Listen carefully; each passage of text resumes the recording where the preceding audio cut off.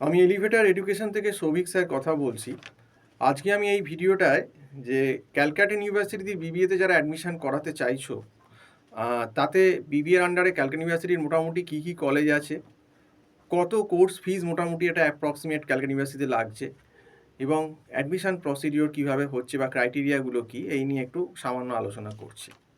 তো প্রথমে হচ্ছে তোমাদের যে বিবিএ ক্যালকাটা ইউনিভার্সিটির আন্ডারে যে কলেজগুলো আছে বলে দিচ্ছি মোটামুটি নাম। এক হচ্ছে আশুতোষ কলেজ, সেকেন্ড হচ্ছে জেভিয়ার্স আছে কিন্তু অটোনোমাস কলেজ, কিন্তু অ্যাফিলিয়েটেড টু ক্যালকাটা ইউনিভার্সিটি। তারপর 3 নম্বরে হচ্ছে ভবানীপুর এডুকেশন সোসাইটি, এটাও ক্যালকাটা ইউনিভার্সিটির আন্ডারে অ্যাফিলিয়েশন, এখানেও বিবিএ হচ্ছে।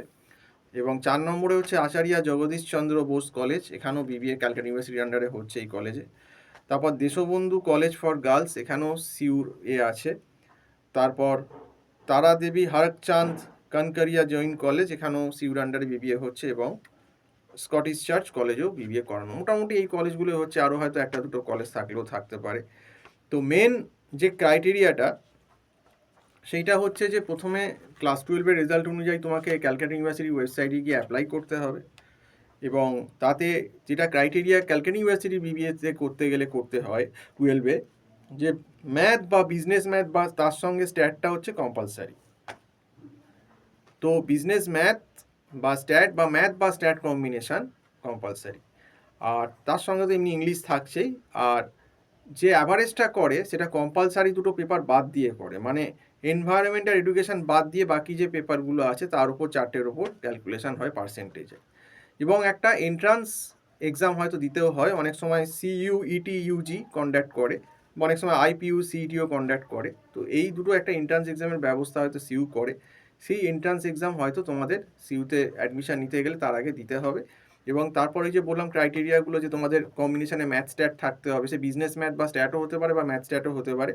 এবং বা 4টের ওপর দুটো কম্পালসারি পেপার, মানে যেটা তোমার ওই এনভায়রনমেন্টাল এডুকেশন আছে, এইগুলো বাদ দিয়ে বাকি যে এই পেপারগুলো তার উপর একটা এরা ক্যালকুলেশন করে।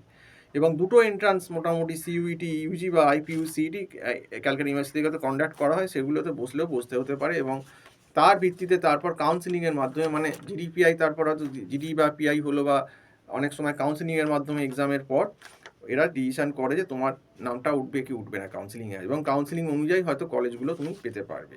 এবং বিবিএ যে কলেজগুলো আছে তাতে এক একটা কলেজের কিন্তু এক এক রকম ফিজ, এরকম ফিক্স কোনো ফিজ নেই। মোটামুটি ক্যালকাটা ইউনিভার্সিটির এখন কারেন্ট যা রেঞ্জ, 1,31,000 থেকে 1,90,000 অবধি মোটামুটি কস্ট তুমি ধরে রাখতে পারো। ভ্যারি করে কলেজগুলো, কলেজ টু কলেজ ভ্যারি করে। 1,31,000 থেকে 1,00,000 মোটামুটি 90,000 অবধি একটা ফি স্ট্রাকচার মোটামুটি যা দেখতে পাচ্ছি অ্যাপ্রক্সলি আমি তোমাদের বলে দিলাম। তো এইভাবে যারা ক্যালকাটা ইউনিভার্সিটির বিবিএতে অ্যাডমিশান নেবে ভাবছো, এইগুলো হচ্ছে ফিজ মোটামুটি এই কলেজ, আর এই ফি স্ট্রাকচার মোটামুটি বলে দিলাম। এবং এন্ট্রান্স এক্সাম দিয়ে করতে হয়। ক্যালকাটা ইউনিভার্সিটির যে অফিসিয়াল ওয়েবসাইট আছে সেখান থেকে তোমরা গিয়ে বিবিএর জন্য তোমাদের যে মার্কস, মানে সার্টিফিকেটগুলো, ক্লাস 10, 12, তো এইগুলো তোমাদের সব আপলোড করতে হবে। করার পর তোমাদেরকে অ্যাপ্লাই করে যেরকম ক্রাইটেরিয়া বলবে সেই অনুযায়ী ক্রাইটেরিয়া, হয়তো একটা ক্রাইটেরিয়া দিয়ে দিল এই যে 60% বা 12 কিছু একটা এরা দেবেই সিউতে। তো সেইগুলো সমস্ত কিছু ক্রাইটেরিয়া ফুলফিল হয়ে গেলে তো তোমাদের যাদের যাদের সিলেকশন হবে তাদের কাউন্সিলিংয়ের মাধ্যমে এই যে কলেজগুলো লিস্ট বললাম সমস্ত, সেখানে হয়তো অ্যাডমিশন হবে। এবং ফিজটা রেঞ্জটা মোটামুটি বলে দিলাম, প্রায় 1,30,31 থেকে প্রায় 1,90,000 ভেতর আছে। কম্পারেটিভলি অন্যান্য ম্যাকআউটের যে কলেজগুলো আছে তাদের থেকে অনেক কম। তো যাই হোক, সম্পূর্ণ ভিডিওটা দেখার জন্য অসংখ্য ধন্যবাদ। যদি কোনো কোয়ারি থাকে, আমার যে নাম্বারটা আছে টাইটেলে, এবং নাম্বারটা বলেও দিচ্ছি, যে হোয়াটসঅ্যাপ আছে, হোয়াটসঅ্যাপ করতে পারেন 9831044518, এই নাম্বারে আমাকে হোয়াটসঅ্যাপ করতে পারেন। তো এই অবধি বলেই আজকে শেষ করছি। সম্পূর্ণ ভিডিওটা দেখার জন্য অসংখ্য ধন্যবাদ। নমস্কার।